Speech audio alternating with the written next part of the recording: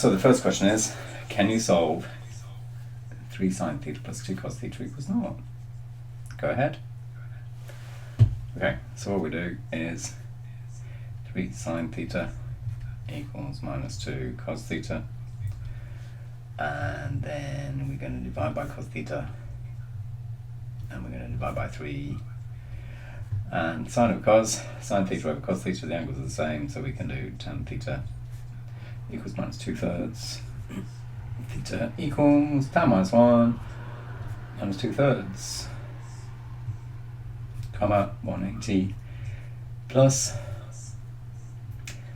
tan minus 1 2/3 minus 2/3, comma 360 plus tan minus 1 2/3 minus 2/3, and theta equals tan minus 1 2/3 minus 2/3.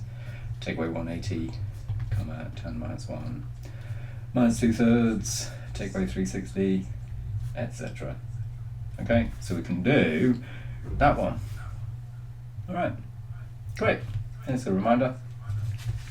What about that one? All we've done is put 1 there, and we can't do it. Cannot do it. Cannot solve it easily, because if we try and do it, we get 3 sine theta equals 1 minus 2 cos theta, and then what we got? Divide by cos theta. This becomes 3 tan theta equals sec theta minus 2. And we can't solve that one. Can't solve it. Tricky. Very tricky. Alright, so we don't do it. We can, but it's very hard, and it's not very nice. So, think about, consider, so the word is consider. What if we could change a bundle of sines and a bundle of coses to just one of them? If we just had one of these, we can solve r sine theta plus alpha equals number.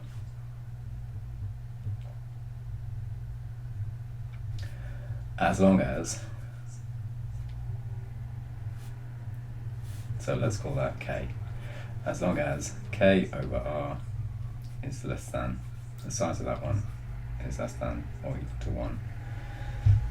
Because the next thing we're going to do is shift sign it. Sine minus 1 theta plus alpha equals k over r, and then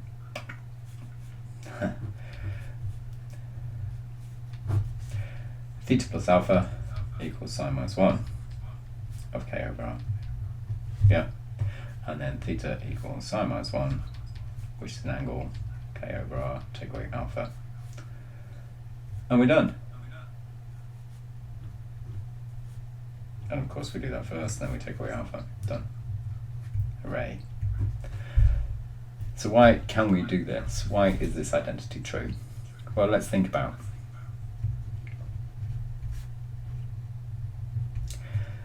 A sine of theta plus b cos of theta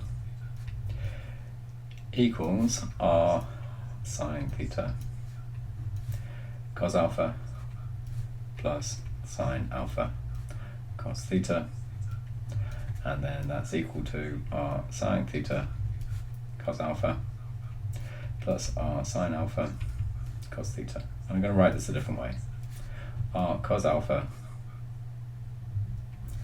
times sine theta plus r sine alpha cos theta.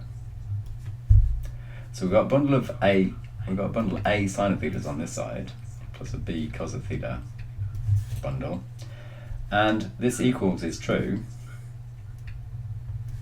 if and only if a sine theta is equal to r cos alpha sine theta and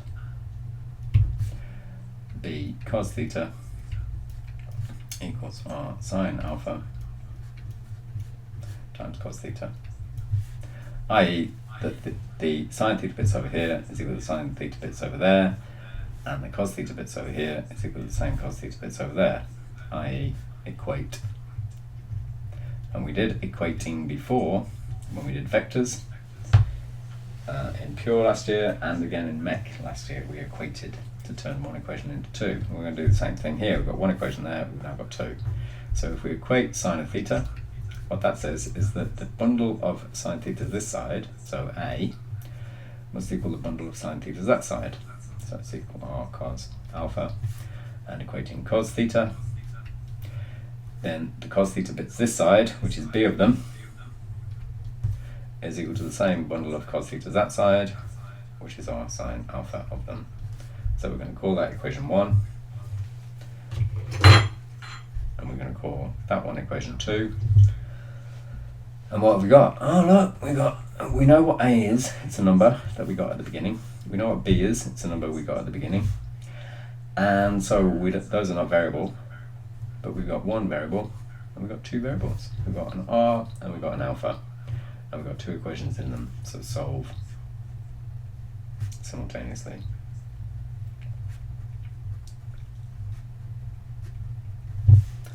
Okay, so when we solve them simultaneously, and I'll do that here, we have lots of ways of solving it. But if we A squared and we add B squared, we're going to square this side, we're going to square that side, so we must square this side and that side and add them. So we've got R squared cos squared alpha plus R squared sine squared alpha. But hang on, we've got an R squared there, we've got an R squared here. So that's the same as R squared bracket cos squared alpha plus sine squared alpha. What do we know about cos squared plus sine squared when the angles are the same? Oh, it's 1, i.e. R squared equals A squared plus B squared, which means that R is equal to the Pythag of A and B. And so that's 1 squared plus 2 squared. If we do 2 and we divide that by 1, then we get B over A, bottom divided by top, is equal to bottom divided by top. What happens to the R's? They go away. What happens to the sine over cos? The angles are the same, so it becomes tan. So tan alpha equals B over A, so alpha equals tan minus 1 of B over A. So there's our results. This one and this one. And we'll see some examples in a minute, but before we see the examples, let's just think about what happens if we change that sign there. What happens if that becomes a minus? Then let's change that one to a minus as well and see what happens. So doing that, this side is the same as R sine theta cos alpha. Take away R sine alpha cos theta, equating sine theta and cos theta. The sine theta this side, A, must be equal to the sine theta bits this side, which is R times cos alpha, and the cos theta bits this side, which is minus B, is equal to the cos theta bits that side, which is minus R sine alpha. Oh look, a minus something is equal to a minus something, so the plus must be the same. And we've got exactly the same equations as we did before. Look, A was equal to R cos alpha, and B was equal to R sine alpha. So we get the same result. R is the Pythag of A and B, and alpha is tan minus 1 B over A. Doing exactly the same thing that we would have done before. Because the minus is here, we've accounted for it there, so we get the same equation, so they have the same solutions. What if we change our equations, a sine of theta, so we could write that, couldn't we? The sine, when it's sine at the beginning, then it's the sine here, and the sine there is the same as the sine here. So what do you think will happen if we do a cos theta plus or minus b sine theta? Well, if we change the sign in there, e.g. a cos theta, take away b sine theta, we start off with the cos this time. If we do r cos theta plus alpha, then the expansion of this will be r cos theta cos alpha, take away r sine theta sine alpha. Equating again, if we do the cos theta this side, we've got a of them, and that must be equal to the cos theta bit that we've got this side, which is r cos alpha. And if we equate the sine theta, then the sine theta bit this side, which is minus b, must equal to the sine theta bit that we've got this side, which is minus r sine alpha. And a minus and a minus. Minus one side equals minus the other side, then the pluses will be the same. We've still got our equations. And equating cos. We've changed them round slightly, look. The cos used to be here, and the sine used to be there. But let's see what happens. If we call this equation 1 again, and equation 2 again, if we do 1 squared and we add 2 squared, we get a squared plus b squared, and that's equal to r squared cos squared plus r squared sine squared. And we've got exactly the same as before. They factorise. Cos squared plus sine squared is 1, so r will be the Pythag of a and b, square madam root it.